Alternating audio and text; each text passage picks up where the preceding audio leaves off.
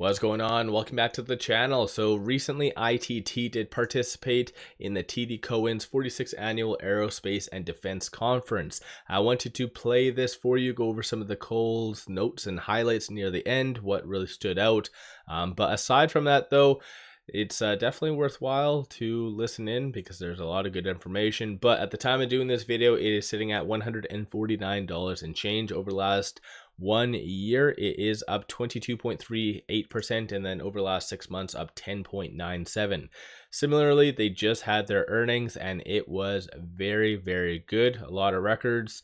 So ultimately, they did beat on both earnings per share, revenue, and also did give good future guidance. So definitely this one is one of those ones that you need to add to your watch list if you don't already. So don't forget to hit that thumbs up and subscribe. Like I said, I'll go over some of the key highlights that you need to know, but let me know your general thoughts on this. Do you own it? Do you sell it? Do you play options? And if you want further updates, more reoccurring, let me know. I can definitely start doing it on one of my other channels. And yeah, but with all that said, let's get right to it. Thank you everyone for sticking with us here, and we're getting late in the day. My name is Joe Giordano. I cover diversified industrials at TD. Excited to have one of our favorite companies here with us today, ITT. Their first time at this conference, I believe. So Emmanuel Caprais, CFO, 𝗪𝗚𝗧𝗛𝗧𝗧, IR. Thank you both for being here. I think they're going to start with a couple slides, kind of give you a frame out the overview, and then we'll take it from there. All right. Okay. Thanks. Maybe I can start and save Emmanuel hassle in doing the forward-looking statement. Just a reminder, the presentation and comments may contain forward-looking statements which are based on our best view of the world and our businesses as we see them today. These assumptions and expectations can change, and we ask that you view them in that light and to review the latest risks and uncertainties in our Form 10-K and other SEC filings on our website. With that, I will turn it over to Emmanuel. Thank you, Mark. ITT as a glance, I'm not going to spend too much time on it, but we closed 2024 with $3.6 billion in revenue. As you can see, the split between our different businesses is pretty much aligned. We have the largest segment, which is Motion Technologies, and then that makes components for the automotive industry as well as the rail industry. Industrial process, making pumps and valves with a little close to 40%, and then the rest is connect and control technologies, which has a large aerospace and defense business. If you look at our end markets, what I would like to highlight here is the fact that aerospace and defense is now up to almost 20% of the total portfolio, with a recent acquisition of 𝗖𝗧𝗧𝗧, which is a defense interconnect specialist, and we acquired them in September. And so we're really happy with that acquisition because it gives us an entry point into the cable assembly business, which is going to be really important for defense customers.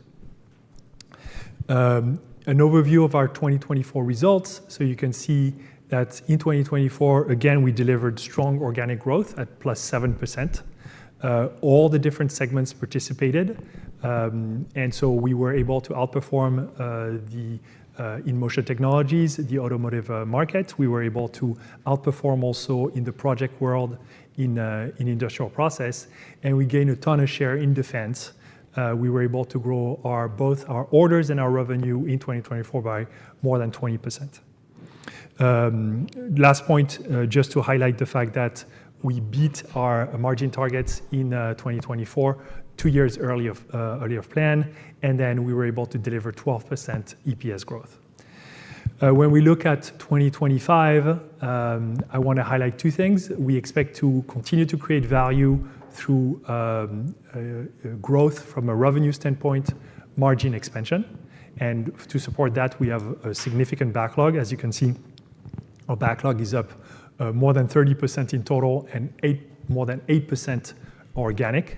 That speaks to really the margin, the share gains that I was talking about before. And obviously an incremental contribution from acquisitions. And here specifically, I wanted to highlight 𝗖𝗧𝗧𝗧. 𝗖𝗧𝗧𝗧𝗧, as I mentioned, is an defense interconnect specialist. They're present in a lot of different platforms. They have proprietary production processes, which allows them to really deliver high quality high reliability cable assembly, which allowed them to, over the years, to build a lot of credibility with their customer base, to be single sourced. And then so that gives us confidence that they will be able to grow in the high single digits for the next 5 years. And then the last point I wanted to highlight here is for 2025, we expect to continue to deliver from a growth and from a margin expansion standpoint, compounded by the contribution from acquisitions. And here you can see in the second bar, the contribution from 𝗪𝗧𝗛𝗧 and our aerospace and defense acquisition, 𝗪𝗧𝗧𝗧. So with that. Great. And so I have a bunch of questions we'll go through. If anyone has any as we go, just put up your hand. We'll keep it as interactive as you'd like it to be. We're going to start off a little bit more broad, and then we'll get into some of the A&D kind of specific questions in a bit. But if we start, maybe I think fourth quarter was a good like representation for you guys of how like the balance of the portfolio can help navigate. You got problems somewhere, you do what better and somewhere else. Can you talk about how your strategy is kind of shaped around this, where you want to be kind of not too specific into one area and kind of stay balanced? Yeah. So I think the game plan for us is to continue to gain a lot of share organically in our motion technologies business. And this is such a differentiated business. This is a automotive business with 20% margin, yep, with an average outperformance of the global automotive production by 800 basis points every year since 2012. And so we want to continue that, and we don't want to dilute that business with acquisitions that are going to be underperforming. Right. And so for motion technologies, the road is continue to outperform markets both on automotive and rail, right? When we think about industrial process that makes pumps and valves, and as well connect and control technology, making connectors and aerospace components, we want to continue to gain share. So in industrial process, for instance, as I mentioned, we gained a lot of share on our projects in 2024. We did that also in 2023. And so that's going to continue. What we want to do is to add business that are complementary to industrial process through M&A. Yep. And so that we can accelerate a little bit the growth and the earning power. And then in connect and control technologies, really our connector business has been performing super well. This is a business that today is around $500 million. It has a profitability that is above 20%. And so we identified aerospace and defense as the main market that's going to deliver us the growth organically. Yep. We also identify aerospace and defense, and more likely defense, as an opportunity for M&A to really accelerate that growth. And so when we bought 𝗪𝗧𝗧𝗧, this is a company that is going to adding $200 million more or less of revenue every year, that has high teen type of EBITDA margin profitability, and that generates a significant amount of cash. We think that this is going to be really complementary to our connector business, because the reality is that today, because we didn't have that cable assembly expertise, we were not able to quote all the connector business that we would have been entitled to. And so with this and additional sales synergies that we're going to be able to deploy, we think that this is going to really strengthen our aerospace and defense portfolio. So which markets are you most excited about right now? So I would say that we're excited about, if we look at our internal performance, we're excited about all our markets. Because even if automotive is down, we're going to outperform again this year. I would say in terms of growth markets, we see that energy is a really good market. Specifically here, clean energy is driving a lot of the growth. So if you look at our clean energy orders, we started when this journey started. We had $20 million green energy orders. We're now at more than $100 million, and so this has been a super dynamic additional leg to our energy portfolio. And what's really interesting about this is that it's not as cyclical or volatile as oil and gas, right, because it's driven by the cost of regulation And so you don't need to have high oil prices to have demand for our clean energy pumps. And so we were able to really recycle our pump portfolio to serve green energy type of applications. So that's really exciting for us. And the reason also why we're growing is because we really make tremendous progress in managing those complex projects so that we can deliver our product on time to the customer. And that has been, I would say, the approach and the strategy for all our businesses. Fix the fundamentals so we can please our customers and we can outperform our markets. And then in the case of, I would say the last market we're excited about is aerospace and defense, and more defense than aerospace. The reason for this is because I think that even if aerospace has a lot of potential to grow with a recovery at Boeing, for instance, it's going to take time. And so in the immediate, we don't see a 2025 that's going to be super strong. But over the medium term, we think that we are well positioned, especially because we are more present on the wide bodies than on the narrow bodies. And the wide bodies, if you think about it, we haven't seen a lot of growth compared to the 737 MAX, for instance. Defense, I think, is really an interesting market. As I mentioned, we were up in terms of orders 20% and in terms of revenue 20% also. Next year, we expect to have a book-to-bill that's going to be way above 1 in defense and continue to grow the top line. And with the addition of 𝗖𝗧, I think that we are going to really be able to take advantage of all that increased funding that is impacting defense. Have you seen like changes post-election in customer behavior? I know there was a little bit of uncertainty going in. Has that kind of gone away, or has it been replaced with now new uncertainty around policy and things like that? No, not really any change for the moment that has been noticeable.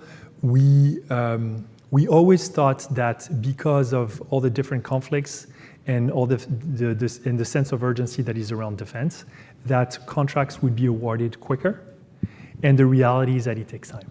So we were expecting some large contracts, for instance, in Q4. They're going to happen in Q1.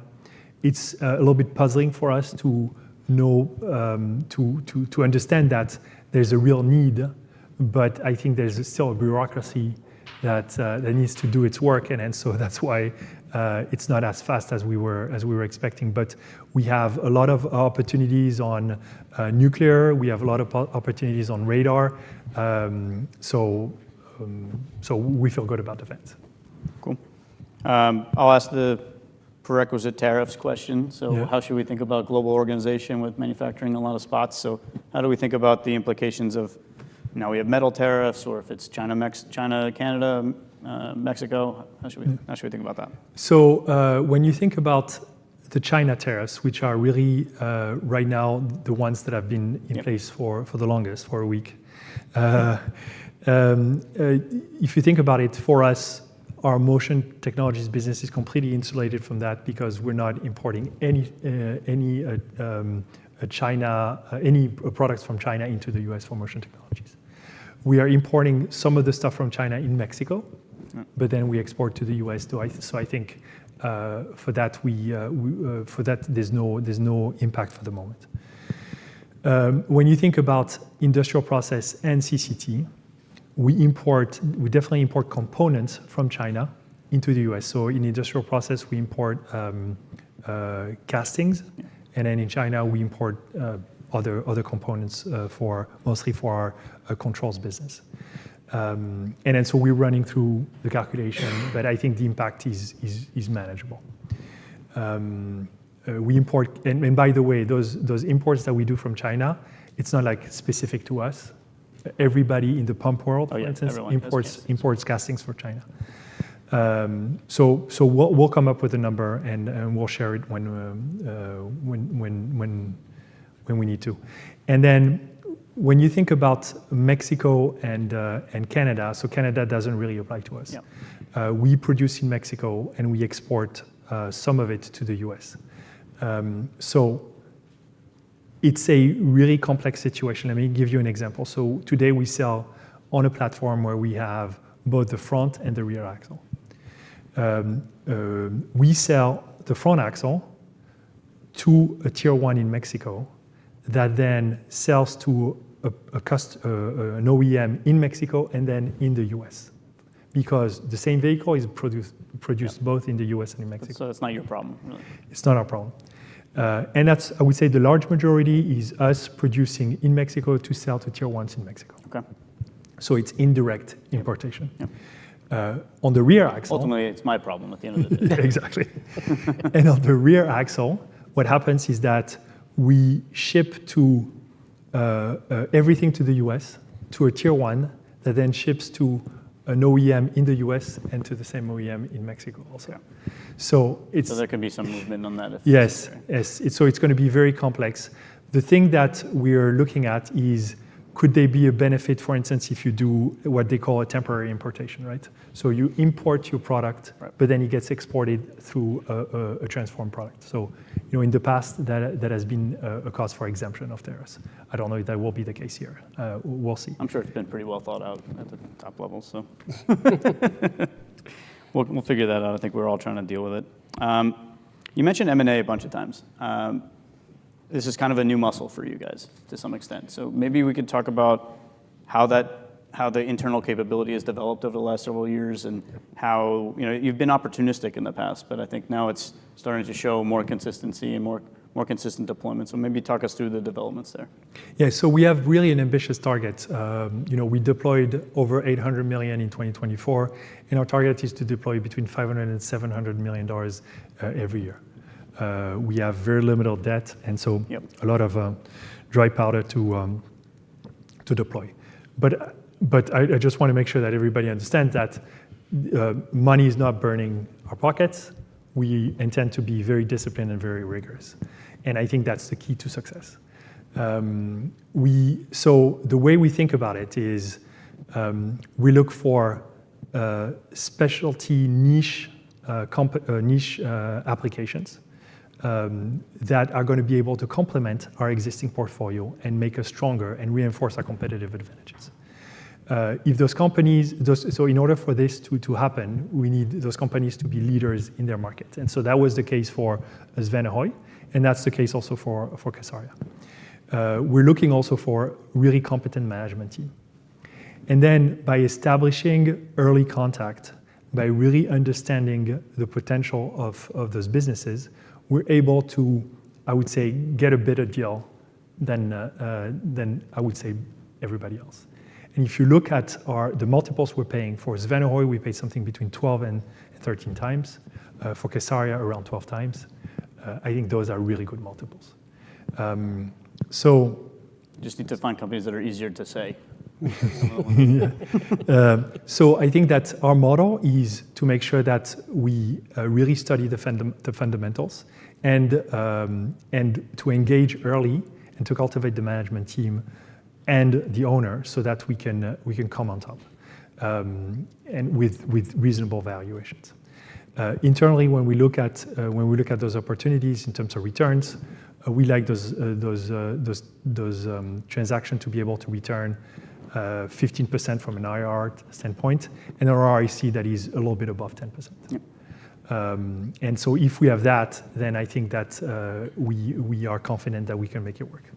One last thing that I would say is that there's a volume also consideration to take into account, which is that one of the reasons why we want competent management team is because we can spread our internal resources more easily, and they don't need to be running those businesses. So, but even if you find targets with really competent management team, at some point in time, there's only so much that you can absorb with your internal resources. So another consideration that we pay attention to is the fact that how stretched are our teams internally, to the point that if we think they're too stretched, then we walk away. And so we thought, so for instance, in 2024, we did 𝗪𝗧 and 𝗪𝗧, which were two big acquisitions. We passed on several of them. And for no other reason that you just thought it was too much to do. And also, yes, compared to too much to do, and they were not as well run as, for instance, 𝗪𝗧 and 𝗪𝗧. Got it. Yeah, that makes sense. All right, so we sit here, we're halfway through the quarter. you're guiding full year 3 to 5 organic, 80 bips margin. Where do you see potential for upside to that, and what is like the parts of it that you have the most uncertainty around? So today, when we look at our backlog, we have $1.6 billion of backlog. That is mostly for IP and CCT. And for us, when we look at that, we are pretty confident in our sales projections.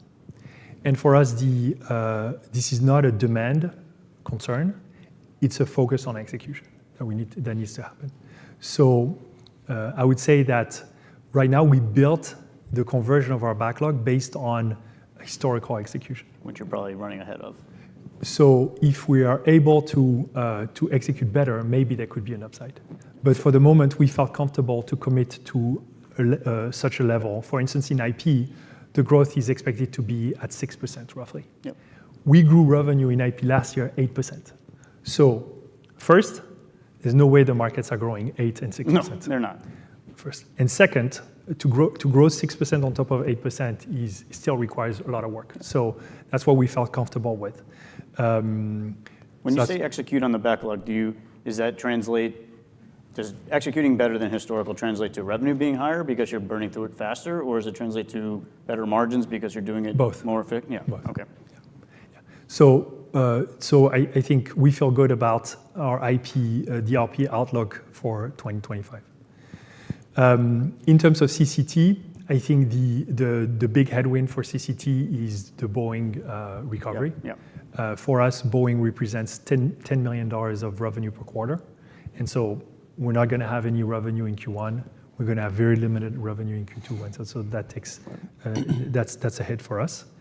And then from a connector standpoint, we think that we grew, if you look at our connector distribution in 2024, we grew 20%. So we're expecting to still grow in 2025, but not by 20%. And then so here we're really watching the level of inventories because the distributor inventories are still pretty high. The distributors are not complaining and they're not signaling that they want to reduce those inventories, but they're higher than the historical levels. And then so we're watching this because things can change really quickly in distribution. And then, as I mentioned, defense. I think we were expecting 3 or 4 large contracts in Q4. Hopefully, we'll get them in Q1 because if we get them in Q1, then we have a chance to ship them in 2025. So I would say overall, we feel really good about our capability to execute. We feel relatively good about most of the market we're in. I think a little bit the question mark is auto, but I think given the outperformance that we have, we're still going to grow. Yeah. So I'm glad you mentioned execution. So Luca and you came up through MT, and that's always kind of been the driving force behind efficiency at the whole company. So can you talk about how you're obviously making very different things and different types of technologies, but how you taking like the process and the thoughts of MT and applying them to IP and CCT? Yeah, and that's a question that we get a lot because people ask us, where are the synergies? Right. And the synergies are in the operating system. The synergies are not in the product, they're not in the customers, they're not in the end markets. And so the operating system, it's about identifying the performance drivers that are different by business and pushing on them as much as you can. So the foundation for this is SQDC, so safety, quality, delivery, and cost. On safety, we made incredible progress. On safety, we're now at the best-in-class performance of 0.4 injury frequency rate. And so that's tremendous because all our businesses, have done tremendous progress. And the number of incidents year over year in 2024 were down 30%. So, and severity is also improving. So safety is really the basis for you to operate efficiently because you don't have any downtime. Quality, our motion technologies business is able to deliver 1 defective part per million. The other businesses are nowhere near that, but we've been making gradual progress. And so if you're able to have a quality promise to your customer, then the customer is going to come back to you. And we see that happening with our projects in IP. Because if the reason why the customer is coming back to us is because we're able to deliver quality products on time. And then so the third category is on-time delivery. Our motion technologies business, our friction business delivers 99% on time on a regular basis. And so we're also in IP and CCT nowhere near. We're around 70%, a little lower than 70%. And so we want to get to that 90%. We've been making significant progress. So for instance, our Saudi operations in industrial process deliver 90% plus on average in 2024. Our Nogales facility delivers 80% plus. So we're making progress, but we won't stop until we really are able to deliver the same type of performance regardless of the business. So then once you have the SQD, so safety, quality, and delivery, then you're able to really optimize your cost. And so that's why we've been also expanding our margins. And so that's really the foundation. And once we're able to really optimize our cost and grow our margin, we can reinvest some of that in R&D, and that's when the innovation comes on board. And the innovation is another differentiation. We talked during last earnings call about all the work that we've done in creating new product, including the EMD, which is the embedded motor drive, which is a smart motor that you can put on a pump or any rotating equipment that's going to save you, in terms of energy efficiency, 50 to 80%. And so we'll show it during Investor Day in May, but we're really excited with this additional stream of revenue that's going to complement the pump business in industrial process. And sitting in your seat, how do you kind of balance the capital allocation between these businesses? Like if you're saying, is there a business that we need to invest more to make it more efficient, or businesses that are running more efficient deserve more capital because they're earning it? Like how do you kind of balance that? So the way we think about it is that for established platforms like motion technologies, we're going to give them the capital that they need, because we know that over the years we've taken all the platforms and that those platforms then need to be industrialized and put to market. So we have a commitment with the customer. We got those awards 2 to 3 years before, and then so it's just a matter of industrializing them. So we allocate the capital that is needed. One thing that we are doing that is a little bit different now is that we're trying to make sure that we optimize the usage of our equipment, which means that Europe today has been down and is going to be down again this year. And so we're reallocating some of those production equipment to China, for instance, in order to optimize the utilization, right? So motion technologies, like if you say we spend $130 million of CapEx a year, motion technologies takes a big part of it. It takes like 70 million, okay? A lot more than half. In IP, there's a lot of work that we're doing today to increase our capabilities. So we have invested last year in testing equipment. We put high-power testing equipment in India, in Germany, and now we're looking in Latin America for mining applications. Okay. So increasing our capabilities in region for the regions in order to really expand our market share. We're also expanding our site in Saudi Arabia because we've been getting so much business in that region and gaining market share that our plant is no longer big enough. And so we are doubling the size of our facility in Saudi Arabia. We have implemented a new test stand and also a new service operation. So this is really going well. And so in IP, I would say increasing testing capabilities, making sure that we have enough infrastructure to deliver on the plans to expand the revenue there.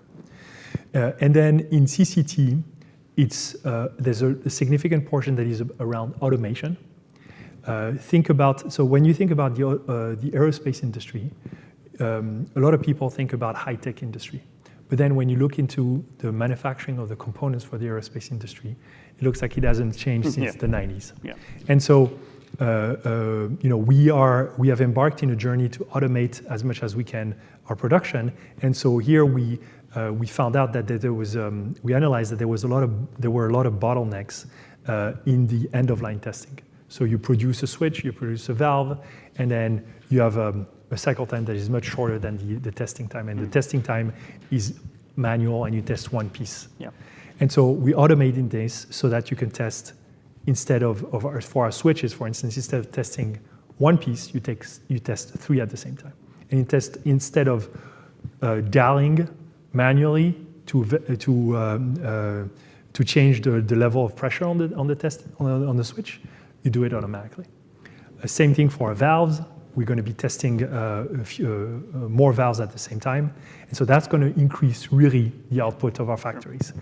And so automation of the end-of-line tester, automation in machining also, where we're implementing cobots so that we can get more of our equipment, and we can get our equipment running lights out. So a big, ambitious automation plan that we have in CCT. Interesting. So we'll take a last couple minutes here. We'll dig into the A&D portfolio a little bit more. Maybe can you just kind of give us a bit of an overview of like what you're actually, what kind of niches you're in there, and how has it evolved over the years? I know 𝗖𝗧𝗧𝗧𝗧 is a big one, and micro-mode, and so how has the portfolio kind of changed a bit? Yeah, so our Connect and Control Technologies business produces components for the aerospace industry, and they produce connectors as well as control motion and flow components. So if you look at A&D, that represents a little bit more than 60% of our CCT business. And that does not include 𝗖𝗧𝗧𝗧𝗧. So 𝗖𝗧𝗧𝗧𝗧 is on top of that. Yep. So you have a business that is roughly around 500 million, and then you add 200 million of 𝗖𝗧𝗧𝗧𝗧 of newly acquired revenue. So it's a sizable business. We produce niche applications, so niche connectors. Our defense business in connectors is stronger than our aerospace business, and we are competing with the big guys, F&L and TE, but we're more focused on niche applications that we can customize.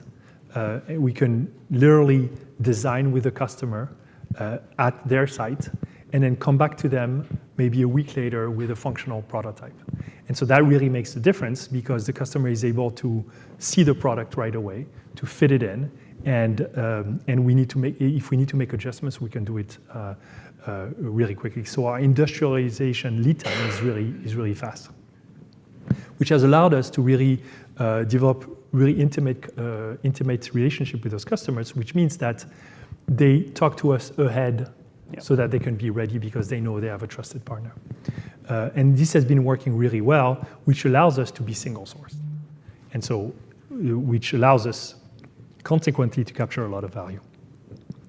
And so we produce those connectors, those defense connectors for prime subcontractors. And so those guys, if they're satisfied, they come back to us. In a lot of cases, the object is not really the price, even though it's really important for everyone, but the object is, can we have something that works, and can we have it in the lead times that we need? Also, another point that I wanted to make is that we issued a press release a while back where we qualified one of our connectors, Canon MKJ, for the Net Warrior platform. So the Net Warrior platform is a connectivity platform for soldiers in the battlefield, and basically it allows you to bring power and data in a form of a really ruggedized connector, which really, I mean, you've seen in Ukraine, it's really useful when you have operators of drones, when you have a lot of communication that need to happen on the battlefield. And so we are a really preferred partner with a lot of those prime subcontractors to develop products that will fit in their radio system, in their drone system, all these type of things. So this has been a strong area of growth for us. We've been able also to offer creative solutions where, because we're able to stuff a lot of different lines into our connectors, we're able also to eliminate connectors from a footprint by putting all the lines in one single connector. So that's been a good value proposition also for our customers. In terms of the motion flow and components, we manufacture valves, actuators, so mechanic and mechatronic components that are used in aircrafts.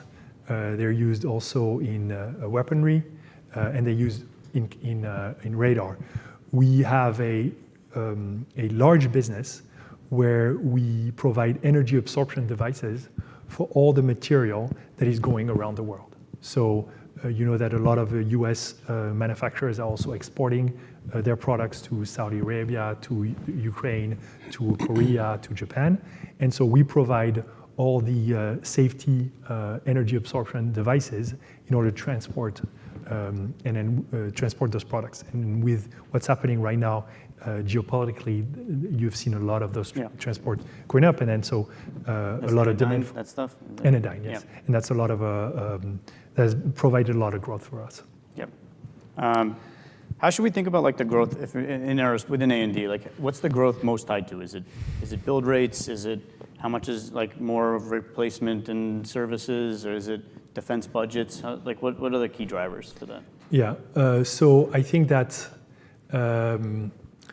so for us, we've been trying to target the platforms that have the highest growth.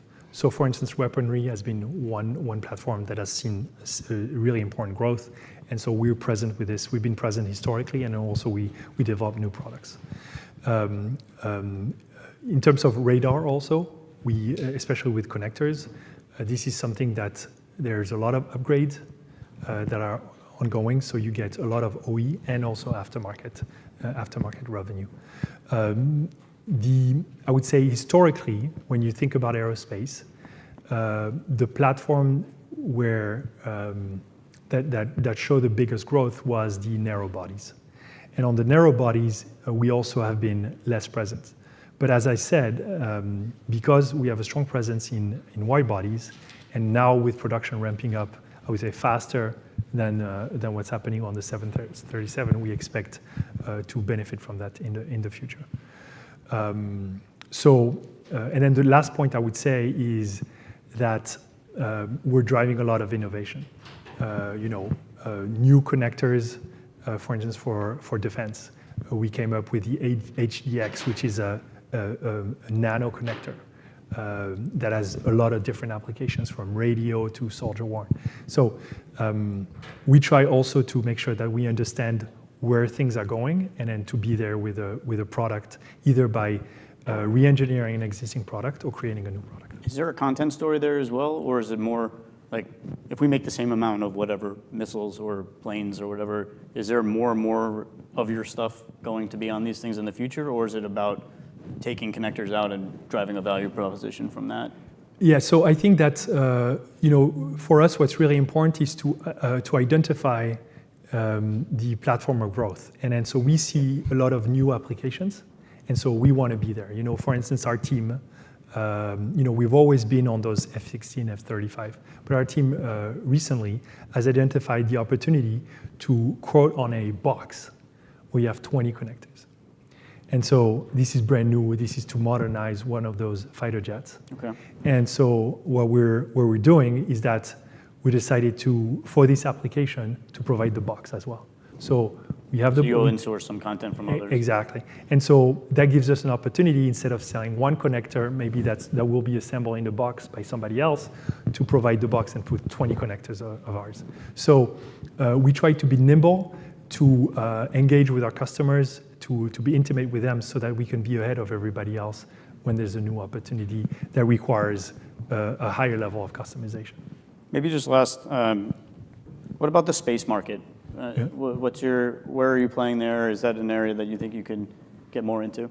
Yeah, so if we look at one of our acquisitions, Micromode, has a pretty decent, it's a small acquisition. This is a $25 to $30 million business, but it has products, connectors for the space market. So I'm not going to say that this is a large business for us. It's not. But this is something that we look at, and for sure try to understand if we have products that we can also use for space. One example for that was, we have an actuator that we use for aerospace, And then we thought that there was a space application, but it needed to be much sturdier. Sure. So we worked on it, and we were able to get a small space business because of that. Interesting. Anyone in the audience? Any last questions here? Perfect. All right, I think we'll leave it there. 30 seconds to spare. Thank you, guys. It's great to talk Thank you, to you. Joe. Thank you, Thank Joe. you. Great to talk to you.